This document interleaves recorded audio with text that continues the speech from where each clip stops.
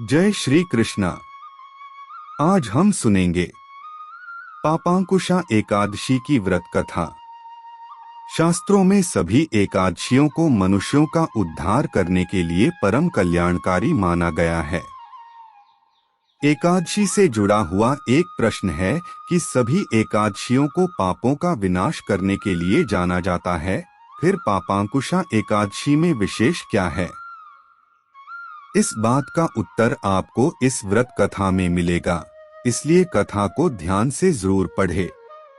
चलिए पापांकुशा के महत्व को समझने के लिए समय के पहिए को पीछे घुमाते हैं और चलते हैं युधिष्ठिर जी के महल में, जहां युधिष्ठिर जी अपने मार्गदर्शक भगवान श्री कृष्ण से पूछ रहे हैं कि हे प्रभु, आश्विन मास में शुक्ल पक्ष में कौन सी एकादशी आती है और उसका महात्म्य क्या है?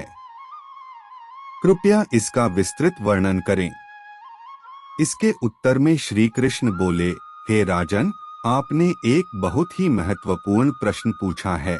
आज मैं आपको समस्त पाप कर्मों का नाश करने वाली पापांकुशा एकादशी के बारे में विस्तार से बताऊंगा। इस दिन मनुष्यों को पूरी आस्था के साथ भगवान विष्णु की पूजा अर्चना करनी चाहिए। आपको यह जानकर आश्चर्य होगा कि जब मनुष्य अपनी समस्त इंद्रियों को वश में करके तपस्या करता है और उसे ऐसा करने से जिस फल की प्राप्ति होती है, उसी फल की प्राप्ति उसे मात्र इस एकादशी पर भगवान श्रीहरि के भक्तिपूर्वक व्रत करने से मिलती है।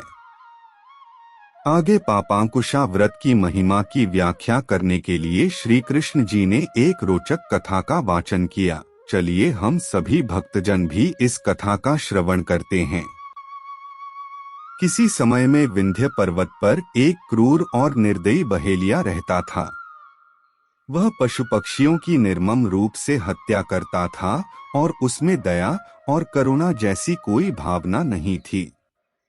उसकी बर्बरता यहीं तक सीमित नहीं थी, उसे पशुओं को चोटकर पहुंचाकर सुख की अनुभूति होती थी और इस प्रकार उसने अपना सारा जीवन हिंसा, लूटपाट और पाप कर्मों में बिता दिया।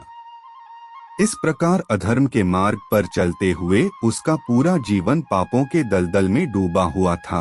लेकिन भाग्य का खेल देखिए, इतने अधर्मी व्यक्ति को भी अपने अंतिम समय में अपने पापों का एहसास हुआ। जब यमराज के दूत उसे यह बताने आए कि उसकी मृत्यु पास है और अपनी मृत्यु के पश्चात वह नरक में कष्ट भोगेगा, यह सुनकर उसके पांव तले जमीन खिसक गई और नरक की प्रताड़ना से तो हर किसी को बेहद डर लगता है। इसके पश्चात वह अपने पापों से मुक्ति का मार्ग खोजने लगा।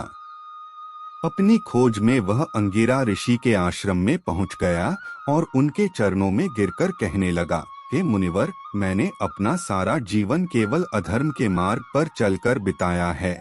मैं अपनी गलतियों का पश्चाताप करना चाहता हूँ और अपने पापों से मुक्ति पाना चाहता हूँ। आप तो परम ज्ञानी हैं, कृपया मुझे धर्म के मार्ग पर आगे बढ़ने का उपाय बताएं।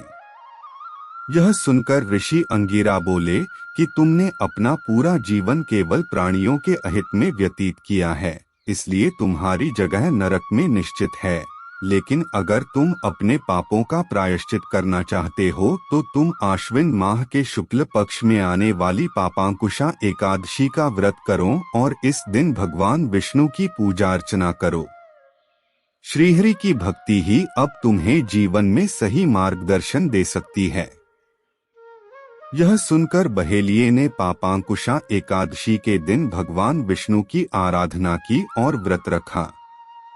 भगवान विष्णु जी की कृपा और पापांकुशा एकादशी की महिमा के प्रभाव से अपने जीवन के अंतिम समय में वह अध्यात्म के मार्ग पर लौट आया। अपनी कथा का अंत करते हुए भगवान श्री कृष्ण युधिष्ठिर जी से बोले कि इस पृथ्वी पर श्रीहरि के पवित्र नामों का उच्चारण मात्र करने से व्यक्ति को समस्त तीर्थों का फल प्राप्त होता है और इन नामों का उच्चारण यदि एकादशी के दिन किया जाए तो उस व्यक्ति को मोक्ष की प्राप्ति होती है। इसलिए मनुष्यों को पापों से मुक्ति और मोक्ष की प्राप्ति के लिए इस व्रत को अवश्य ही करना चाहिए। तो यह थी पापांकुशा एकादशी की व्रत कथा। ऐसी ही पुण्यदायिनी कथाओं को सुनने के लिए आप हमारे साथ जुड़े रहें।